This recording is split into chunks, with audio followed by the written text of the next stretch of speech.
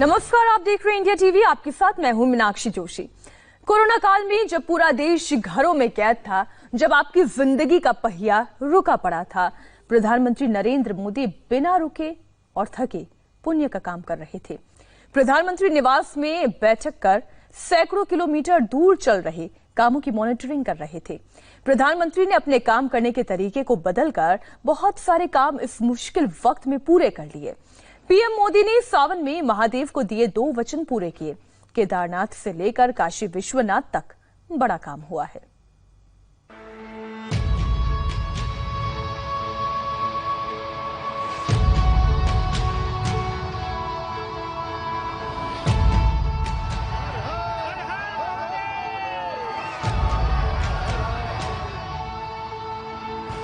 प्रधानमंत्री Narendra Modi control room में है।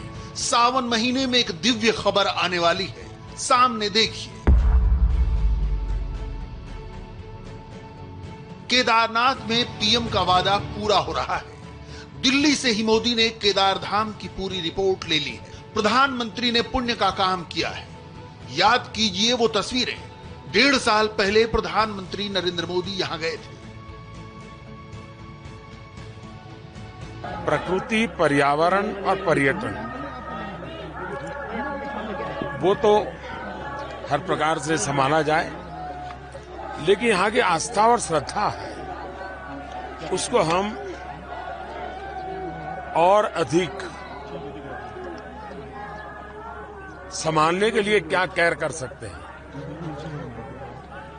हम कोई आध्यात्मिक चेतना में इजाफा तो नहीं कर सकते, लेकिन उसमें कठिनाइयां, रुकावटें डालने से तो अपने आप को बचा सकते हैं।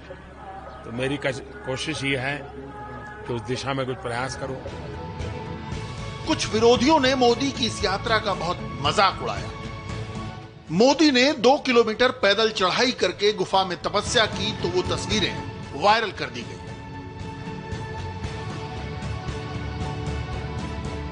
लेकिन प्रधानमंत्री ने बाबा केदारनाथ के धाम में जो कहा था वो करके दिखा दिया।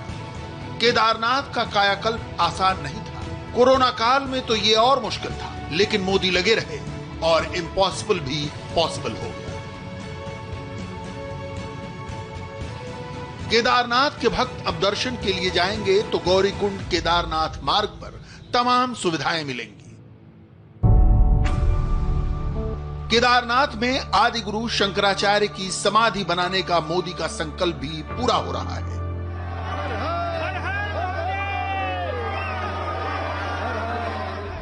कोरोना की वजह से सावन के महीने में बाबा के सारे भक्त केदारनाथ नहीं जा सकते, लेकिन प्रधानमंत्री की इस कोशिश को घर बैठे देख सकते हैं। जो लोग नरेंद्र मोदी के काम करने के तरीके को समझते नहीं, वो सवाल उठाते हैं। लेकिन केदारनाथ में काम जिस अंदाज में हुआ, उसने साबित कर दिया कि मोदी ने एक बार कमिटमेंट कर दी तो फोन पर हो या वीडियो कॉल के जरिए या फिर वर्चुअल मीटिंग के जरिए प्रधानमंत्री काम पूरा जरूर करते हैं। वैसे यहां 3-4 महीने से ज्यादा काम करने का अवसर नहीं मिलता है, क्योंकि बर्फ रहती है। 50-52 फीट तक बर्फ चली जाती है। -20-25 डिग्री तक टेम्परेचर चला जाता है। और जब काम पीक पर होता है तो करीब 800,000 लोग काम करते हैं। और इसका एक मास्टर प्लान बनाया है, उसके आधार पर इसके विकास का काम चल रहा है।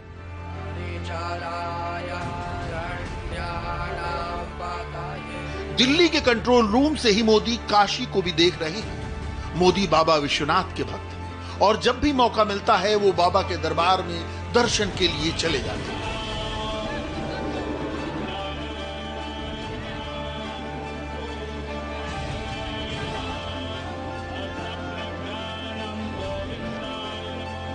काशी मोदी का चुनावी क्षेत्र है। मोदी ने बाबा विश्वनाथ की नगरी से भी एक वादा किया था।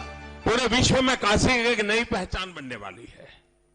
250-250 साल के बाद शायद इस परमात्मा ने मेरे ही नसीब में लिखा था इस कार्य के लिए, और इसीलिए शायद जब हम 2014 में चुनाव के लिए आया था तो ऐसे ही मेरे भीतर से एक आवाज निकली थी, मैं आया नहीं हूं, मुझे बुलाया है। और आज मुझे लगता है कि जो बुलावा था वो ऐसे ही कामों के लिए था और इन कामों को पूरा करने का संकल्प फिर एक बार बहुत प्रबल हुआ है, बहुत मजबूत हुआ है।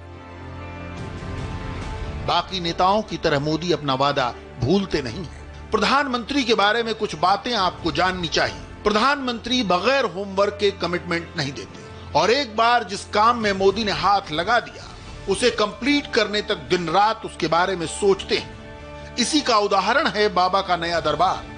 प्रधानमंत्री के प्रयास से बाबा विश्वनाथ को भी नया स्वरूप मिल गया है। बाबा विश्वनाथ का दरबार पहले से अधिक भव्य, पहले से अधिक दिव्य हो गया है। सावन के पवित्र महीने में भोलेनाथ का दर्शन करने वाले भक्तों को नया अनुभव हो रहा है।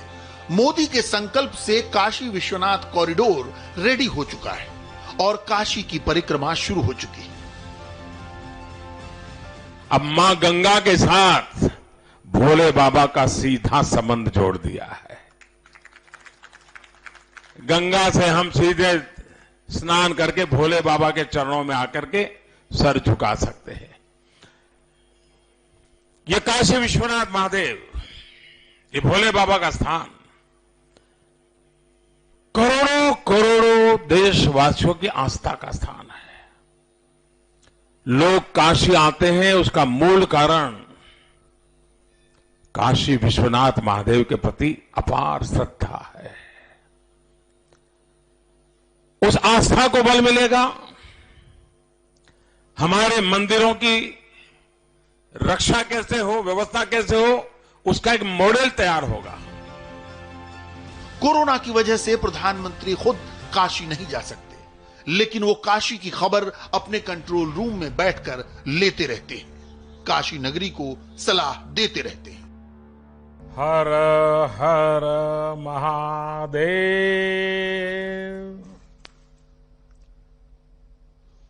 काशी के पुण्य धरती के आप सब पुण्यात्मा लोगन के प्रणाम हो।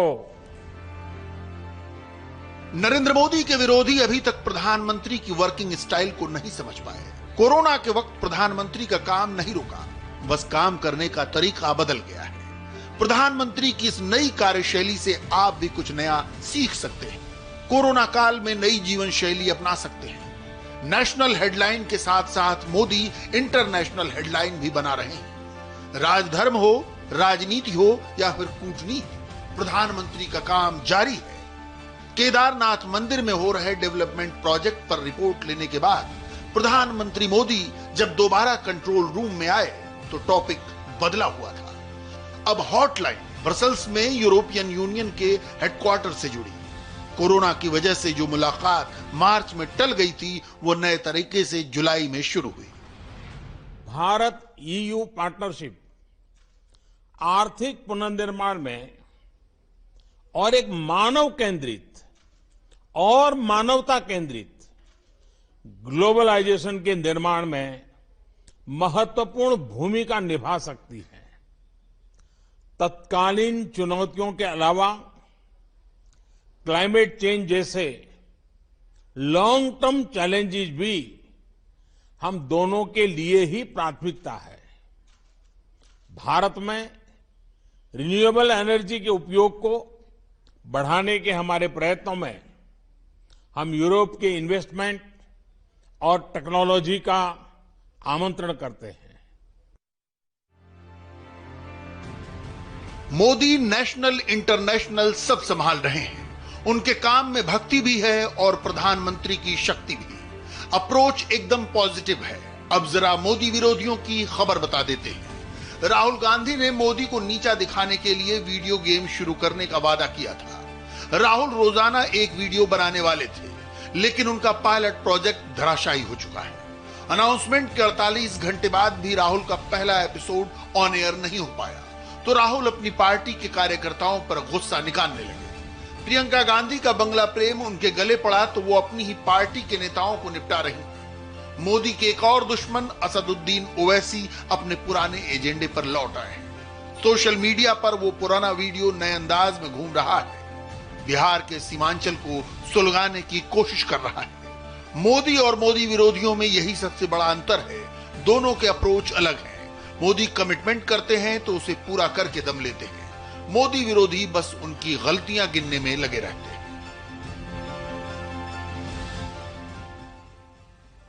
और अब बात राजस्थान